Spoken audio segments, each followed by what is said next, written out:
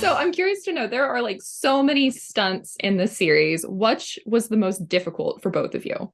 Can I answer for you? Yeah. I think it was the bathroom one, You're right. right? You are right. Yeah, because it was all day, nonstop. It was all day nonstop, and it was a small space, and we were in that tiny little cubicle. Yeah.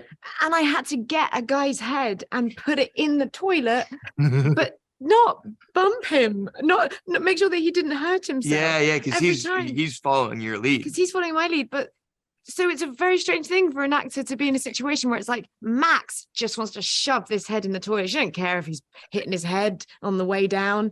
She didn't care. But Laura is like, I'm like that. Sorry. Sorry. I must have bumped his head about 5 times. Bless him. He was a trooper. Yeah. Oh, I think he dislocated his knee, actually, that guy. While you were filming. Yeah. Well, now I'm hoping for bloopers of that, because that sounds like that was fantastic. There are. Shane, we should get bloopers. That's a good idea. We should get a blooper reel. We're getting the thumbs up. Excellent. Well, there you go. But no, for you, what was the most difficult stunt for you? Was it jumping into the water? That was so fun. I love that. That was great. Yeah. I'm a big fan of that moment. What was the most difficult? Oh, you hurt your back. So yeah, but I was just walking. That's it true. Wasn't even in a stunt. That's true. But you had to shoot a stunt the next day. I leaned over and took a wonky step, and my back was like, "You're gonna be laying down for 3 days, buddy." But then you did have to shoot a stunt the next day. That was with difficult. That That's true. Yeah. I had to lay on the ground and pretend to be in a firefight. That was the last episode. That was tough for you. But you're such a trooper. You did it over and over and over again. I can't believe it. They did Thank you for that. The stunt double did 99% of the work over those 3 days. Aww. They were like, "Come in, we're gonna shoot your face real quick." And I was like, "Ugh," and they were like, "You're done. Go home." So I love the fact that when we first meet Owen, he's listening to a Taylor Swift song. I'm a Swiftie, so that instantly won me over. You win 90% of the planet. I know. I mean, those tickets sold out, so I'm confident there's millions and billions of us. But yeah, she was on everybody's Spotify rap. Everybody. It was insane. But I'm so curious to know, what would be Owen and Max's theme songs individually? I was listening to this song loads called "Blood in the Cut." Oh yeah. Do you know Blood in the Cut? Yeah, by Grandson. Yeah, it's such an amazing song. And before I went to set every day, I listened to that song. Really? To get me into Max. Cool. Yeah. That's really cool.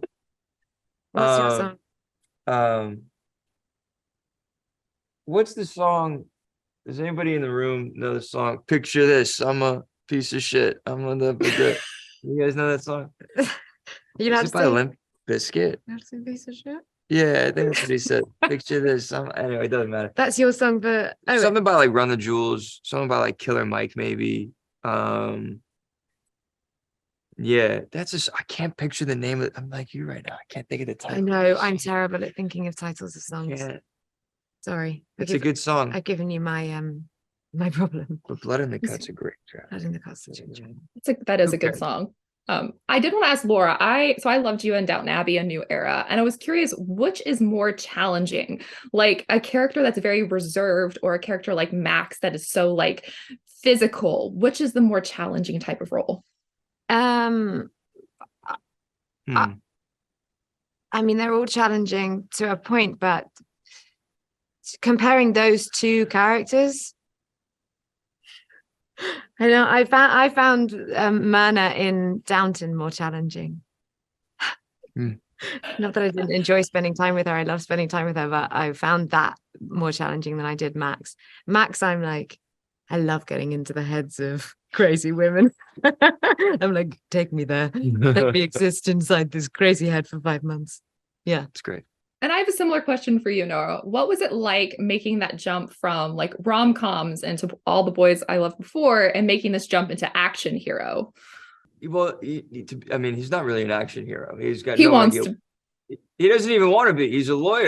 All he's trying to be is an attorney. And and the world that he lives in is such a dangerous one that he finds himself in these impossible situations where he barely gets out alive by the skin of his teeth. I love that one when he's in the car and he's trying to get away from the baddie.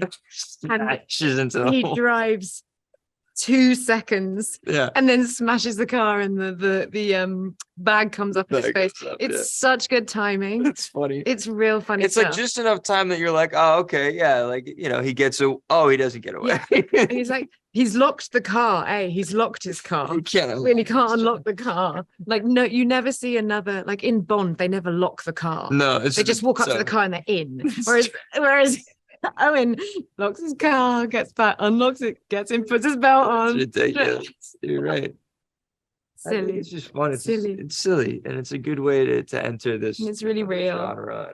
Super fun. So the finale is such a shocking one. When you get to that final moment, it's just, I was like, when is season 2? But I want to know, when you got to that final page in the script, what were both of your reactions?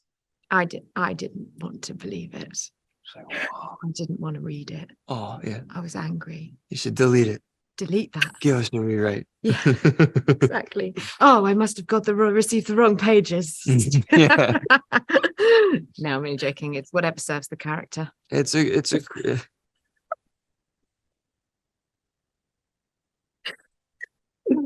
That's right. Yeah. No. Whatever serves it.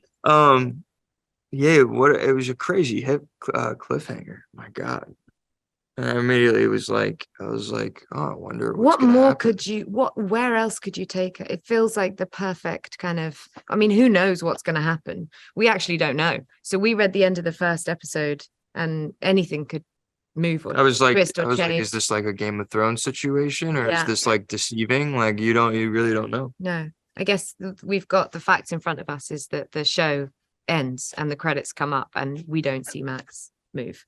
So, but let's see, you never know. You're like A plus B equals C, but we don't know. But you now know, right? No, because she gets shot in the chest, Yeah. and People get back together all the time. Like, well, a lot of people have been shot in the chest. you think your and relationship's survive. done? It's not. You get back together. Oh. We'll see. Maybe who knows what's gonna happen. Right. Max and I, what happens is Max survives, we get out of it, we leave, we start a family. You adopt my daughter. We move to the English countryside. And everything's really calm. And then we make the holiday number 2. It's yeah.